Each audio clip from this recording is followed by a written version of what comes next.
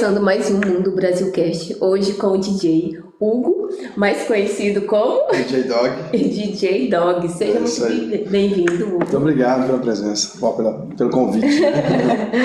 Hugo, conta pra gente o seu início de história de vida, onde que você nasceu no Brasil? Bom, eu nasci em Patos de Minas, Minas Gerais, cidade bem pequena, mas bem aconchegante. Vivi até os meus 16 anos e depois a gente mudou a família inteira para Uberlândia, que era uma cidade bem mais movimentada, bem mais um rio, né, de opções. E nessa cidade eu me adaptei até bem, né, com escola, trabalho, etc. Mas depois disso eu senti uma vontade de passar um pouco mais para frente, sabe? Eu me senti numa situação que Uberlândia já era pequeno para mim, para as opções. Mas gostei bem, passei uma infância muito bonita, colorida, sabe?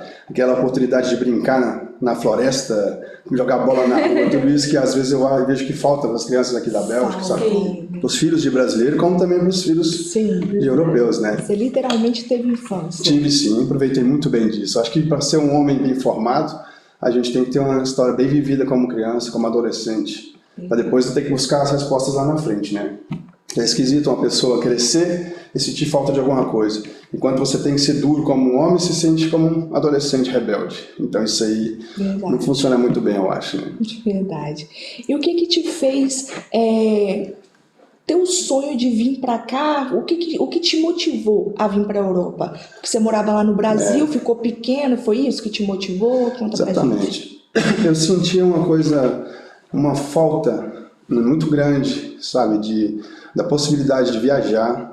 Então, trabalhando aquela vida louca do Brasil, eu não tinha condições financeiras de poder viajar, conhecer outras pessoas.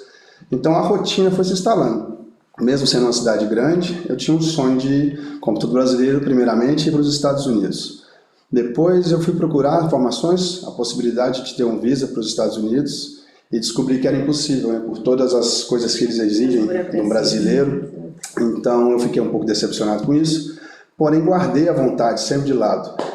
Depois de uns 8 meses mais ou menos, eu voltei a passar o Natal na minha família em Patos de Minas e encontrei um amigo que já vivia nos Estados Unidos há 1 ano ou 2.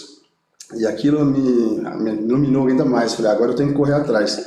Já que não dá para os Estados Unidos, vou olhar uma outra opção.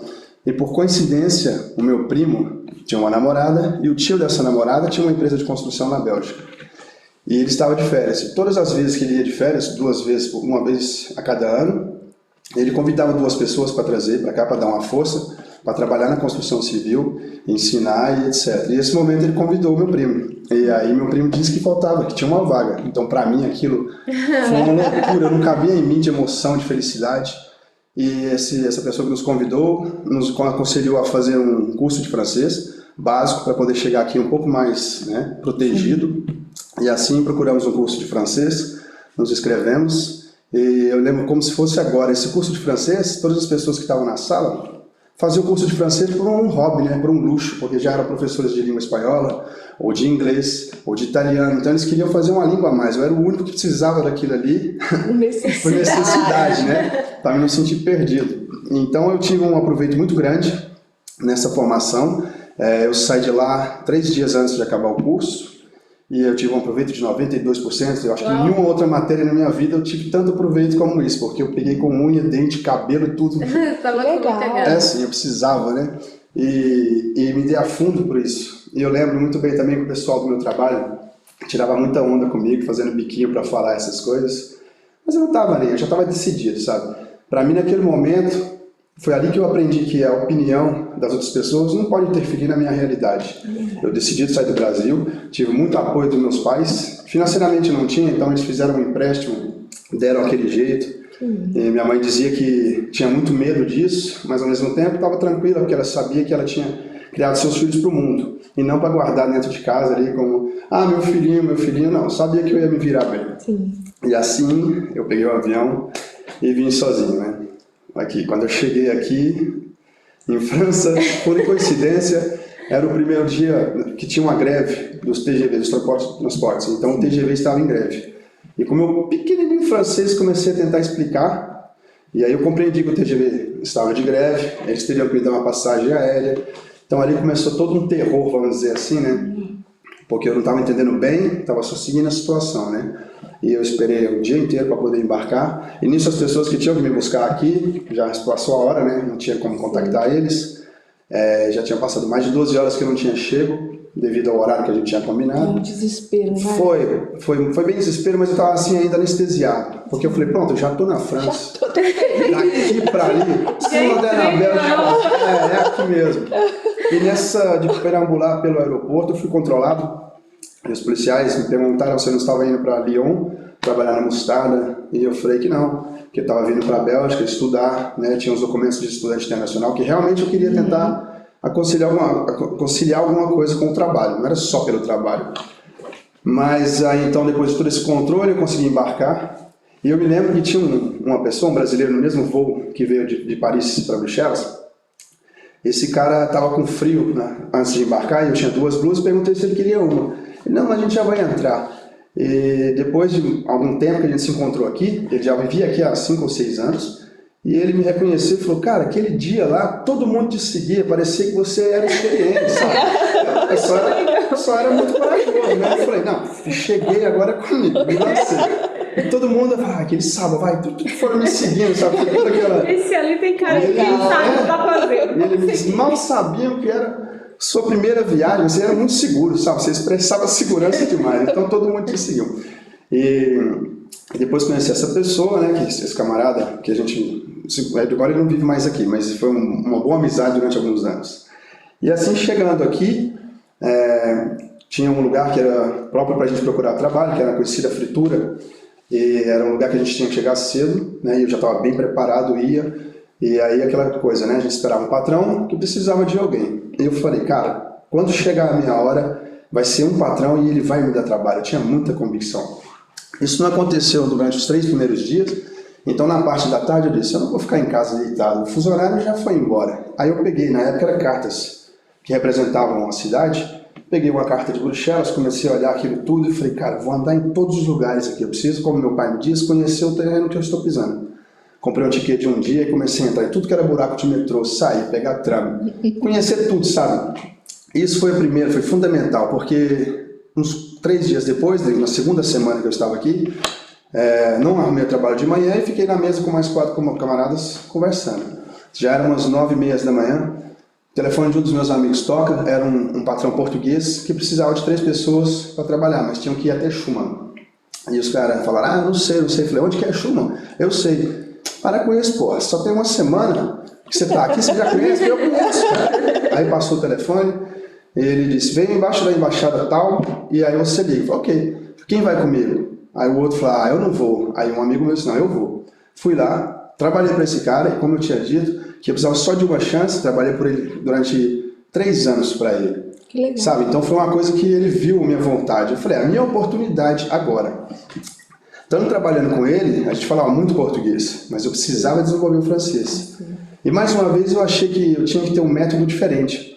Normal, quando a gente chega aqui, a gente escolhe os conselhos das pessoas que estão há mais tempo, né? Muitos falavam, cara, você tem que ficar em casa, juntar um dinheiro, rapidinho você ganha um negócio no Brasil e tal. Mas não era isso. Eu não tinha a intenção de fazer uma fortuna, fazer alguma coisa, e no Brasil eu tinha que conhecer isso aqui. Falei, mano, isso aqui é só a Bélgica. Olha tudo que tem do lado, Luxemburgo, Holanda, Alemanha, França. Eu preciso conhecer mais. Então eu não estava afim de fazer isso. Nas minhas horas vagas eu saía, ia dar um rolê, sabe? Saía tomar uma cerveja, fazer umas amizades com os europeus. Já que eu estava aqui, eu tinha que ter amigos belgas. Sim. E isso foi fundamental, porque aí o brasileiro na época ainda tinha muito sucesso com as europeias, né? A gente era exótico, o brasileiro e tudo. Então eu arrumei logo uma namorada. E isso foi fundamental, com as mensagens, a gente trocando mensagem, eu pegava as mensagens que ela mandava para mim, ela trabalhava num restaurante.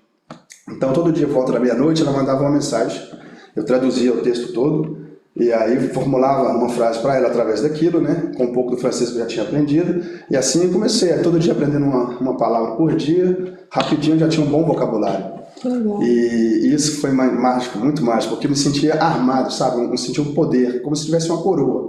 Primeira vez que eu cheguei num lugar e pedi em francês e vi que a pessoa entendeu e me respondeu e me deu o que eu queria, eu saí de lá, uau, falei, eu falo, além de você entendeu, maravilhoso, sabe? Então, isso aí, eu tive muita sorte nisso, mas eu penso também que uma coisa que foi muito importante foi eu sempre achar que eu estava ganhando no ponto, porque eu pus na minha cabeça, independente do que aconteça comigo, a vida está 1-0 para mim. Eu quis sair do Brasil e eu consegui. Se amanhã acontecer algum tropeço, está empatado, 1-1. Mas por enquanto é 1-0 para mim.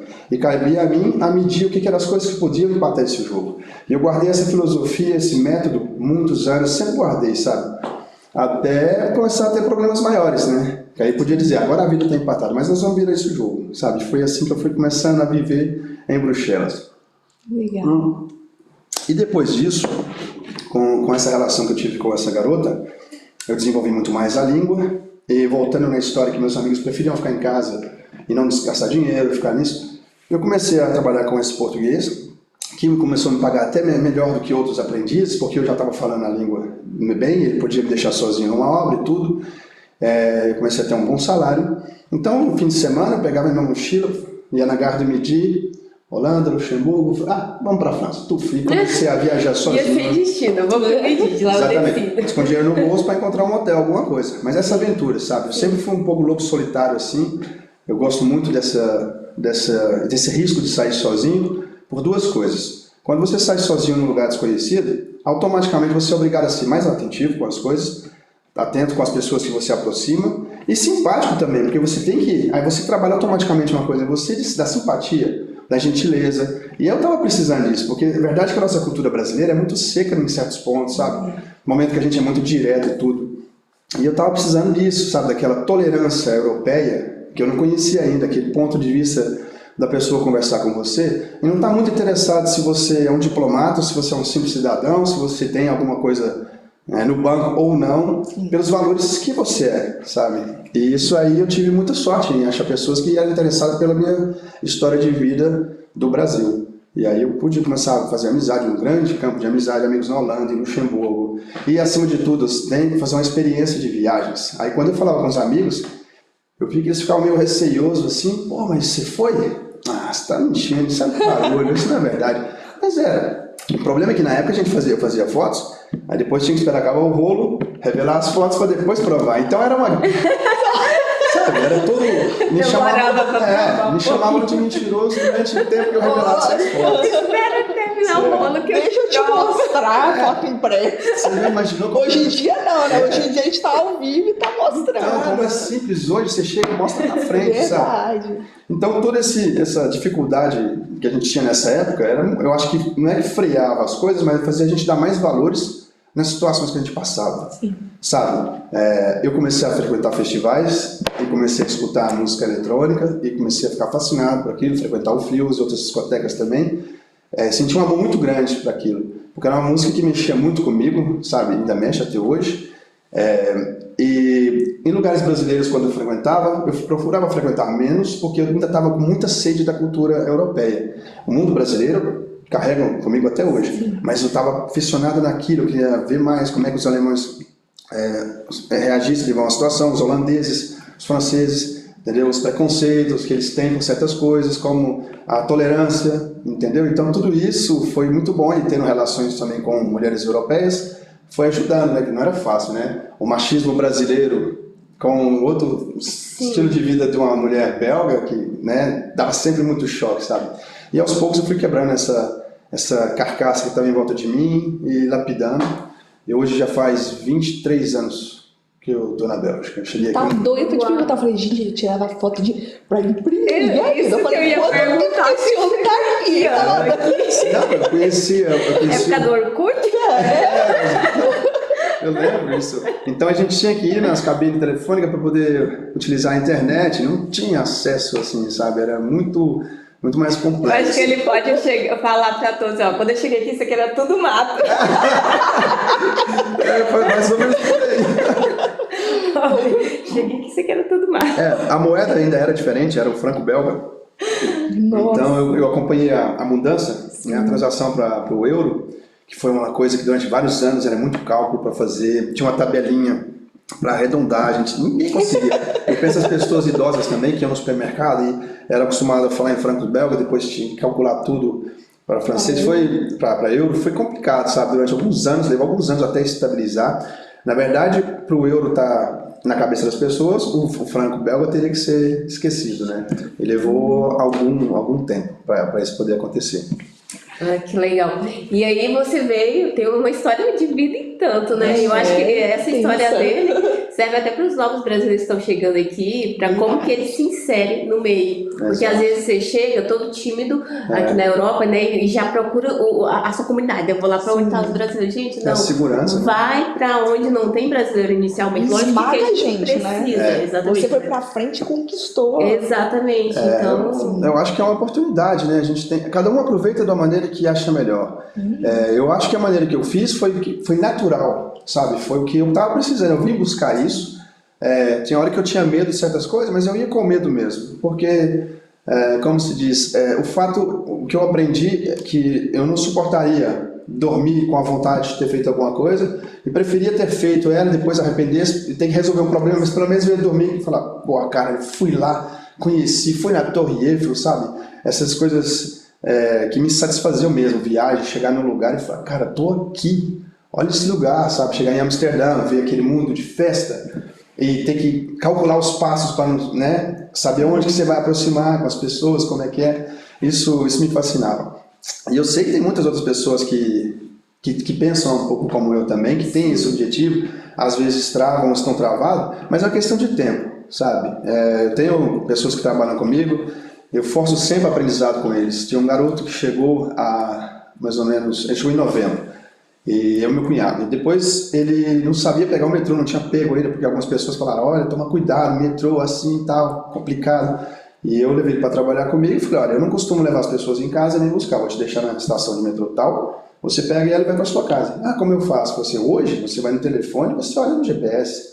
É muito mais Entendeu? fácil. Na minha época, mano, era uma carta. A gente viajava para Luxemburgo para trabalhar, tinha uma carta, um mapa mesmo. Mapa. Na autostrada, a 120 por hora, você tinha que estar super ligeiro. Você vai sair 3 aqui. Entendeu? Então eu passei por isso. Não discrimina a facilidade do que a gente tem hoje, da tecnologia, é muito bom. Mas também não esqueço a dificuldade que eu passei, sabe? Da maneira, né? Aprendi da maneira mais difícil. Eu sempre procurei um pouco isso, dar valor na maneira difícil, para depois ter o prazer da maneira mais fácil. E o garoto agora, ele mesmo falou para mim, nossa, eu me senti muito bem, sabe? Eu peguei o metrô na coragem, cheguei, desci, errei de porta, mas saí do outro lado, dei a volta, fui para casa, obrigado, me agradeceu. Eu falei, então, é por aí que funciona. Eu acho que a gente tem que incentivar, né? O fato de, não é porque a gente tem medo de uma coisa que a outra pessoa vai ter. Então a gente pode expressar o medo que a gente tem de certas coisas. Olha, eu tenho medo de pegar o trem aqui sem ter meus documentos em ordem e viajar para o exterior, para o estrangeiro, para outro país. Eu tenho medo disso. Você pode falar isso, mas pode ser que você não tenha esse medo. Então vai fundo, vive a sua aventura. E não contaminar, sabe? Sim. Acho que se a gente tem que contaminar uma energia com a pessoa, que seja boa mesmo. Exatamente. É coragem, sabe? Encorajar. Tem muita gente aqui que se você for, você desanima e vira um nada. Porque Exato. a pessoa... Não, e outra coisa, o que eu achei muito engraçado, que tem brasileiros aqui que acham que você tem que passar a mesma coisa que eles já passaram. Exatamente. Eu tô achando interessantíssimo a sua forma de mostrar como que foi né, a sua experiência, porque você fez tudo diferente, você não se espelhou. Porque a gente chega aqui, a gente chega meio perdido, de fato, né? Mas tem que ter aquela coragem que se não tiver, a gente vai por essas pessoas que infelizmente entram na nossa vida e que falam, não, aquela ali vai ter que passar a mesma coisa que eu passei, e não te ajuda. E não... Eu falo, gente, eu não penso desse jeito, eu não... E outra coisa, as pessoas às vezes mostram, fala assim, a pessoa vai ter que passar o que eu vou passar, o que eu passei, mas não mostra o caminho certo, Sim, mostra só um pedaço da pessoa. Quer te lascar mesmo. Entendeu? É horrível. Eu tenho as pessoas que trabalham comigo, eu deixo bem claro, cara, meu objetivo é que vocês sejam profissionais. Porque para mim, um aprendiz é perigoso estragar alguma coisa e tal, mas eu tenho que estar de olho. Isso é mais cansativo. Se vocês tornarem profissionais, vocês vão pedir um aumento. Se eu não for capaz de pagar esse aumento para vocês, não tem problema, eu vou passar uma obra, vou encontrar outras pessoas que vão pagar. Mas eu quero que a pessoa que olhe para você fale, quem ensinou a fazer isso, você tenha orgulho de falar, pô, eu tive um bom professor, um cara que quis mesmo que eu aprendesse, sabe? Sim. E eu só estou fazendo isso também porque eu também tive isso. Esse senhor português que foi meu patrão, todos os anos ele ia de férias para Portugal no mês de junho, e eu ainda queria continuar a trabalhar, não tinha a condição para poder me expor um mês de férias. E ele tinha uns amigos italianos que me emprestavam para ele um mês, sabe? Então eu tive pessoas que pegaram na minha mão para me mostrar como que deve ser feita as coisas. E eu não posso levar isso comigo para o meu caixão sem ter dividido. eu acho muito importante dividir, sabe? As experiências negativas que eu tive, eu sei que às vezes se eu for expor para as pessoas, vão traumatizar ou vão frear. Então eu prefiro nem comentar. Eu prefiro dizer que existem os riscos e a ela mesma de começar a analisar os riscos dela, sabe? E graças a essas pessoas que eu trabalhei que me ensinaram, eu me lancei como independente em 2006 e comecei a trabalhar por minha conta própria, né? Dando murro em ponto de faca muitas vezes, mas com uma qualidade de serviço, com respeito. E muita clientela belga, comecei a pegar meus próprios clientes, porque antes eu pensava, não, eu sou profissional. Ah, eles me ensinaram, então eu vou lançar por minha conta, eu vou pegar minhas ferramentas e vou trabalhar. Não, mas você tem que fazer um dever, você tem que calcular, você tem que buscar o material, procurar um material mais barato e tudo, sabe? Então isso aí no início foi muito pesado. Até lançar minha vida profissional foi muito, muito pesado, porque eu não sabia. Eu ainda tinha aquela cultura brasileira de que tudo que entra é meu. Isso aqui é meu, sabe? Tô rico. Isso é difícil demais de sair. Eu lembro que o meu primeiro salário, eu fui numa loja chamada Sport, que era em Ixelles, e era um dinheiro tão grande, porque era franco belga, né? Eu acho que eu ganhei, foi 18 mil francos belgas na época. Pra mim, porra, eu ganhei 18 mil, é muita coisa, né, na minha cabeça. E eu fui nessa loja e comprei um tênis de cada cor, do mesmo modelo, sabe, umas 10 camisetas. Sabe aquele espírito de pobre, vamos dizer assim? Eu precisava disso, sentar no restaurante com um dinheiro no bolso e falar assim, eu posso comer o que eu quiser. Mas a gente precisa passar por isso, sabe? Não é que é um trauma, é que é uma vida difícil quando a gente vive no Brasil e eu não tinha condições de muita coisa, entendeu? Mesmo trabalhando. E quando eu cheguei aqui, que eu vi que o poder aquisitivo era bem paralelo ao que eu ganhava, então eu tinha como manter. Então, para mim, o primeiro mês foi aquela extrapolada mesmo, sabe? Eu falei assim, eu precisava viver, entre aspas, poder chegar e falar assim, eu quero esse aqui, eu quero esse aqui. Extravasar, eu precisava. E vivi isso. E voltando um pouco na história em relação à língua francesa, antigamente tinha um livrinho que chamava Assimil. Então a gente, sabe, estudava muito por ali, algumas pessoas, né? Eu estudava muito pelo Assimil e, mais uma vez, por ser muito fução, um cara muito pra frente, fiz vários erros, né? Eu, por exemplo, quando eu estudei no Brasil, eu estudei o francês. Uma vez aqui tem uma certa diferença, né? Tanto nos números quanto em outras coisas. E eu fui na Gare du Midi e perguntei uma informação sobre um trem. E o cara falou para mim assim, Shepa. E eu falei, Shepa. Ok. E eu falei, cara, o que é Shepa? Eu fiquei com isso na cabeça, procurava no livro, não achava Shepa. Porque eu aprendi Genesepa. E ele abreviou esse Shepa e eu fiquei com isso na cabeça. E falei, então eles fazem certas abreviações, já me ligou mais um pouco, né? Eu sabia que boca é boca e baiser é um beijo, né? Não sabia formular a frase, então encontrei uma menina uma vez também e falei pra ela que je vous baiser ta bouche. O fato de ser isso, ela me deu um tapa tão forte na cara,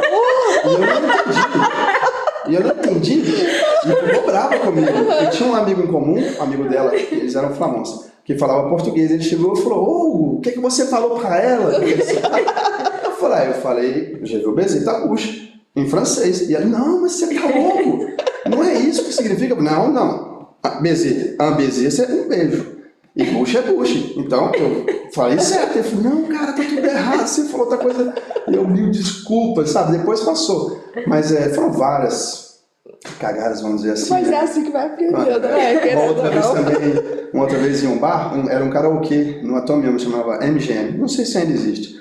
Tinha um servidor, ele era um cara bem pequeno. E a gente fez uma amizade muito boa, sabe? Porque eu era bem comunicativo e tudo. E ele me ofereceu um Red Bull e um whisky. E eu sabia que Petit é pequeno e aí é amigo. E mesmo na hora que acabou o som, bom Petit tá ali. E eu peguei ele assim no braço, cara. E ele me olhou estranho, sabe? Não gostou muito da brincadeira que pra mim eu levei a sério. Mas aí o cara falou, você falou uma coisa errada. Porque ele não gostou muito, sabe? O que você falou, eu não sabia ainda que a junção das duas palavras era namorado. Então foram várias, mas isso aí era bom, porque marcava a minha vida, sabe? Eu, como se diz, eu podia talvez entrar numa furada, mas eu tinha que continuar nesse ritmo, porque eu aprendia também muito rápido, né? Ousando, né, como se diz. Sim, que legal.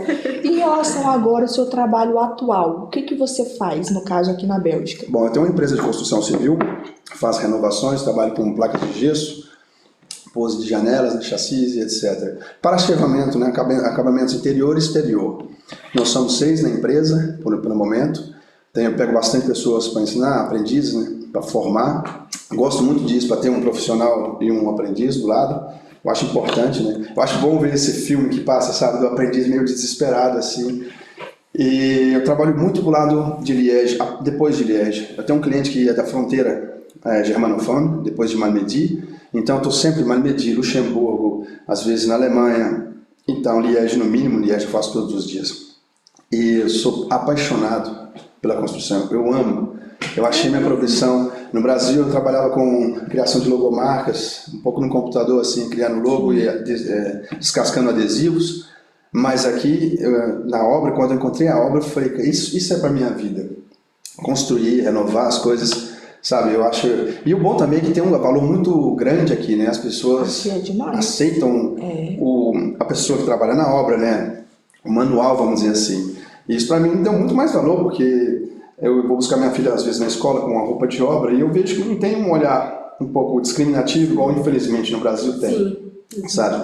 Ou seja, vai lá, mais uma vez, a cabeça da cultura europeia ela está bem mais ampla, né? Não está fechada em relação a dar valor na profissão de cada pessoa. E eu trabalho muito com madeira também, faço bastante trabalho de marcenaria, mesmo no exterior, e isso aí às vezes no inverno é difícil, mas mesmo assim eu sinto como um desafio, sabe? Eu acho legal desafiar o meu limite, trabalhando em certas temperaturas baixas. Evito, mas quando tem que ser, nós estamos ali, né? Sim. E agora, com a empresa de construção eu faço isso, e através dessa empresa, eu tive um cliente que é o DJ, organiza grandes eventos também aí, e através dele eu tive aquela vontade de aprender a mixar. E eu falei com ele, cara, tem como você me mostrar, me dar o primeiro passo, mostrar o que eu tenho que comprar como aparelhagem? Sabe que eu sempre tive vontade? Mas é muito bom, é muito bom. Eu sempre tive, eu acho muito legal. É muito simples também. É mesmo. Só vai depender do que a pessoa, aonde que ela quer ir, se ela quiser se lançar mesmo. É muito botão, é muitas opções. Seria uma aeronave. É muita coisa. Tem coisa engraçada. Às vezes eu vou mostrar para uma pessoa e ela vai logo naquele botão que não pode mexer. Eu falo assim, é de sacanagem. Você fala assim, vai, mexe aqui. Você aponta assim no lugar. E ela vai aqui. Eu digo, não, mas aí não pode. Aí a pessoa trava. Fala, não vou mexer mais não, sabe? Então essa pessoa me aconselha a comprar a primeira platina. Eu comprei, comecei a mixar na minha garagem, né? Até porque depois que eu casei, minha mulher não queria mais, gostava muito de festa, e pronto, a gente casa, ela não é do estilo eletrônico, ela gosta de música clássica, então não vai dar certo, né? E eu também não acho correto se eu começar a ir nos eventos, né, para me divertir e deixar ela em casa, né? Isso. Mas chegar nesse ponto eu vou explicar para vocês. Então, com essa máquina eu comecei a treinar, o que ele me passou os primeiros passos, sempre na minha garagem. Porque para mim aquilo ali virou um festival, virou as boates que eu frequentava, sabe? Me fechava na minha garagem, minha esposa queria dormir, eu estava tranquilo ali até 6 da manhã, tomando minha cerveja, tranquilo, e aprendendo a mexer com essa música, né? E assim foram 6 anos treinando, mas eu também já tinha uma bagagem antes, né, de muita música, que eu escutava, treinando, até que um dia eu resolvi botar um pouco mais pra frente. E falei com um amigo meu, será que tem como você arrumar um lugar para mim mixar um dia numa festa? E ele falou, tem sim, vou descolar um dia para você. E ele falou, mas vai treinando, hein, cara? Pagar mico, né? Sabe, ele tem que botar pressão, eu entendo, é um trabalho, né? Sim. Ele, vai treinando, cara, não é só chegar lá e levantar os braços, não, mano, você tem que me mostrar o que você faz. Eu falei, não, vem aqui em casa, deixa eu te mostrar. Ele falou, não, você vai mostrar lá. Não. E eu falei, assim, tem certeza? Aí eu já perdi um pouco da minha confiança, porque ele impôs o respeito, falou, você vai ter que assumir. Eu falei, tudo bem, cara. E eu falei, aguarde sua proposta, né? E aí, não sei, talvez um mês depois, ele me ligou, mandou a foto, ó, vai ter uma festa assim, você incomoda de mixar, fazer o warm-up, que é a abertura? Eu falei, não, cara, era 9h30 da noite. Eu falei, não, com muito prazer, cara. Pensei, até melhor que se eu fizer alguma coisa errada, não tem ninguém, né? Assim, me aliviou um pouco, sabe? Sim. E aí, chegou o dia, né? Eu preparei bastante o que fazer, né? Preparei minhas músicas. E cheguei na hora H, subi lá, e ele falou, vai fundo. E comecei a mixar, estava meio de cabeça baixa, concentrado nos aparelhos. Aí minha família veio, minha esposa veio nesse dia também, meus amigos, né? E eu mixei os 30 minutos que me cabia. Quando eu acabei isso, ele chegou, ele me agradeceu pra caramba e falou assim, você me impressionou e a partir de agora você vai fazer parte dos eventos que eu vou organizar. Eu falei, você tá brincando, cara? Eu falei, não, sim, você tá pronto. Ele falou, você tá pronto, porque eu já sabia mixar, faltava, eu já sabia utilizar as máquinas, vamos dizer assim, o que faltava agora era, né, quebrar o track de chegar na frente do pessoal, né, de mixar na frente de um público e desenvolvendo aos poucos, né, porque isso aí, qualquer artista sabe o que é a pressão, né, de ver o pessoal. E esse foi o primeiro evento, e isso faz 2 anos. Aí depois, a partir de aí, teve uma outra proposição, eu fui lá também, comecei a ir nos outros eventos, e começou a acelerar, começou a ter aí sexta, sábado, domingo, começou a pegar um certo ritmo que começou a atrapalhar um pouco na minha relação. Porque a minha esposa falou, opa, peraí. Eu falei, não, mas bom, você tá vendo, eu não tô fazendo nada de errado. Ela falou assim, não, tudo bem, mas você tá mixando de que horas? Ah, às vezes dá 11 da meia-noite, pô, e você tá chegando às 6 horas da manhã, entendeu? Então deu um... Aí eu falei assim... A conta não tá fechando. Aí eu comecei a entender mesmo o que ela quis dizer. Sim. Eu falei, não, tudo bem, você tem razão. Porque, né, porque pra mim era muito prazer. Eu fazia o meu som, depois a gente bebia com os amigos, eu tava num ambiente de festa, depois do momento que eu mixei. E então eu comecei realmente a pegar um pouco de asa nesse ponto e falei, não, então eu vou começar a organizar os horários que eu vou mixar e vou respeitar o momento de vir para casa. Aí nos eventos que forem maior, você vem comigo porque eu preciso também, eu expliquei para ela. E ela me dá muita força nisso. Aí depois aconteceu uma proposta para mixar numa grande boate na Bélgica, na Versus. Tinha que fazer o teste, né? Fui lá com o mesmo amigo meu. Eles gostaram e nós éramos, eu acho que eram 8 DJs brasileiros, não, 6 DJs brasileiros que eram mixar nessa festa. E aí era um boate bem maior, sabe? Mais uma vez aquele track, né? Aquela sensação que eu adoro, sabe? De chegar e olhar o pessoal e começar a fazer o som e você tem que fazer, mexer, né? Infelizmente, às vezes a gente olha uma pessoa que não tá. Já aconteceu comigo de olhar para uma pessoa que tá empurrada assim, olhando para mim, sabe? Você fez a... Eu seria essa pessoa numa festa. Geralmente as festas que eu ia eu ficava séria assim. Não, mas então... Não é que não tá gostando, mas é porque às vezes você tá pensando... tá viajando. E aí eu olhei... desanimava? Não, eu olhei, a mim me bloqueou na hora. Mas era uma garota que estava emburrada e depois o namorado dela veio conversar. Eles estavam brigando. Aí eu vi, sabe, aí eu falei assim, não. Tranquilão, né? Não é meu trabalho. E aí eu comentei isso com um dos meus amigos DJ e ele falou, Doc, você tem que chegar na cena, se tem uma pessoa dançando, é ela. Você tem que olhar para ela que ela vai te dar combustível para levantar o resto. E aí já aprendi mais uma técnica nessa situação. E começa isso e realmente começou a ser um jogo. O mix, para mim, no meu ponto de vista, vamos dizer assim, eu recebi muito conselho de preparar tudo em casa, numerotar as músicas que eu vou apresentar. Sim. E passar justamente de uma para outra, que assim fica bem mais fácil. Eu aceito o conselho que eles me deram, porém eu vi que não vai me dar adrenalina. Eu prefiro fazer um pacote de músicas, saber selecionar um pouco o que eu vou começar, o que eu vou manter no meio, o que eu vou acabar, e dentro dessas opções, jogar com o público. Isso é um desafio grande, sabe? Imagina. É de improvisar e ver que você está subindo o calor na pista e depois você abaixa um pouco, entendeu? Isso sim, eu acho que é um desafio bacana, sabe, de se viver. Isso é o que me alimenta mesmo, que me faz mesmo dançar. E como DJ, eu queria saber assim mais um pouquinho como que funciona. Eu tenho certeza que também é dúvida do pessoal de casa. As músicas, depende... você já tem suas músicas... Tipo assim, eu uso esse repertório, ou depende da festa, depende do ambiente, depende do que eles vão te pedir. Como que funciona? Isso é bem variável. Tem DJs que fazem casamentos, que fazem eventos gerais, eles têm que ter um repertório bem amplo.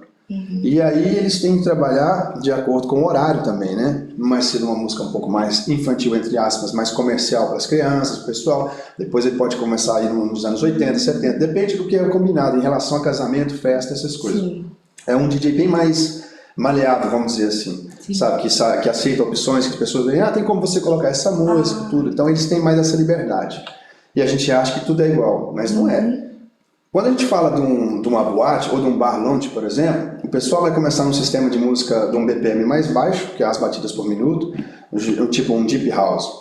Então é uma música mais suave, com um vocal bem mais sensual. Então tem como você tomar um copo com as pessoas, conversar, dançar um pouco, entendeu? Isso é um tipo mais, vamos dizer, de terraça, beira de praia, uma coisa bem mais suave, vamos dizer assim. Mas a partir desse momento, quando a gente começa a entrar no som de boate, não tem como a gente ter um contato com o DJ para começar a pedir, bota essa, porque quando a gente entra na noite, vamos dizer assim, sim, você tem que vir preparado com o seu repertório, ou você calcula tudo que você vai fazer, você faz o seu trabalho na sequência e deixa ver, ou você começa a fazer, como eu expliquei, brincar com o povo, né? Fazer aquele som. Eu mesmo gosto muito de, nos meus primeiros 15 minutos, eu deixo a música um pouco apagada, justamente para chamar a atenção do público. Porque às vezes as pessoas, é um risco, às vezes as pessoas o DJ estava bem forte, com a música bem puxada, eles olham e falam, pô, esse cara aí não é bom. Mas ele já olhou para mim, ele já, né, sentiu, já prestou atenção que eu tô ali. E depois desses 15 minutos eu entro mais agressivo. Aí tudo joga, né? O grave, a velocidade da música que você está impondo, então isso aí já explode a pista. Aí o pessoal, uau, não, pensei errado dele. Essa é a minha maneira de trabalhar. Então o DJ noturno, vamos dizer assim, ele é um pouco mais, menos como se diz, acessível para pedidos de música. E mais uma vez, também tem diferença de boate, né? Por exemplo, uma boate mista latina, então ele vai ter que saber sair da salsa, entrar no funk, entrar entendeu? Num eletrofunk e por aí vai. E por exemplo, você toca em boates belgas e brasileiras, existe a diferença? Ou você pega o mesmo repertório para... Não, existe uma diferença. Infelizmente, no meio brasileiro, o estilo de música que eu toco, que é o Tech House, House e Techno, não é muito bem aceito, porque funciona assim, o eletrofunk, o funk, os outros ritmos brasileiros, o brasileiro que está aqui, talvez ele está com muita falta daquilo, mas na verdade ele vive aqui, mas a cabeça dele ainda está com o ritmo brasileiro, com a moda brasileira, e é o estilo da música que é brasileira. Então para ele quer aquilo. Por exemplo, nos eventos que eu faço brasileiro, nós somos 2 DJs que fazem música eletrônica. Todos os outros fazem electrofunk ou funk, né, tradicional. Então tem essa diferença, tem um horário certo que eu posso entrar. Porque senão, infelizmente, não vai agradar a todo mundo. Meu produtor, o pessoal que organiza os eventos, ele diz que tem certos eventos que se eu mixar em tal horário, eu vou mais complicar do que fazer o meu nome.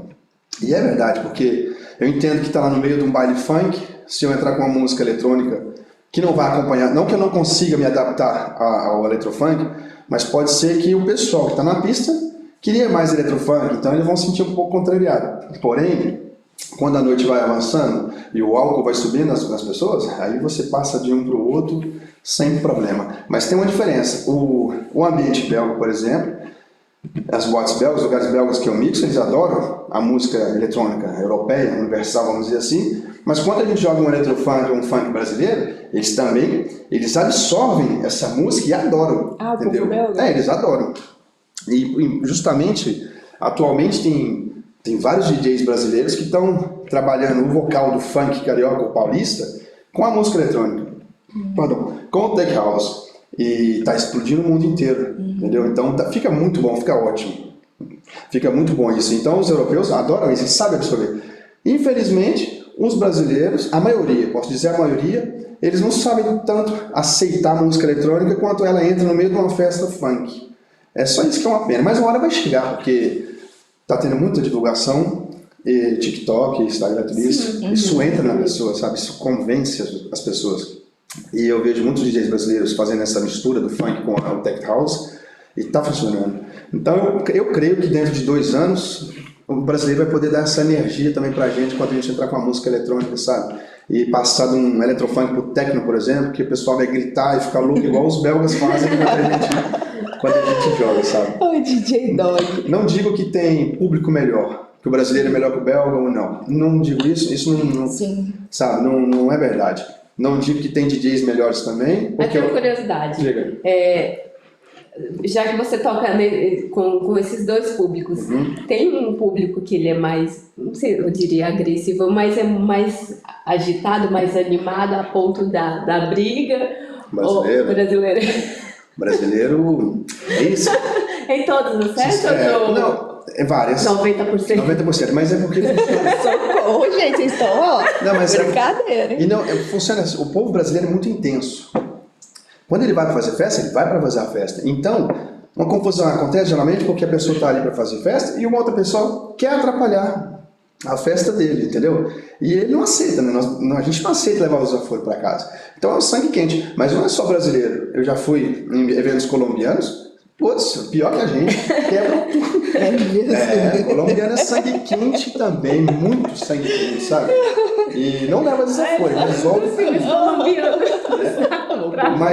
Mas quando tem um ambiente misturado, também você pode ver, muitos brasileiros frequentam eventos europeus, aí, o Tomorrowland, o Tedanção, o Que Tá Louco, essas outras festas, e não tem problema, sabe? Não tem atrito, porque tem a paz. Mas à noite, é o que minha mulher fala, à noite você está exposto a tudo, sabe? Você está rodeado de morcegos, de pássaros da noite. Todo mundo está ali para fazer a festa, o álcool sobe, a gente não sabe qual é o estado de espírito da pessoa, mas eu acho que no meu papel como DJ, porque existe também um pouco de, não vou dizer inveja, mas aquela concorrência, sabe? Sim. Ah, você não tem medo disso? O outro cara aí está mixando mais com você?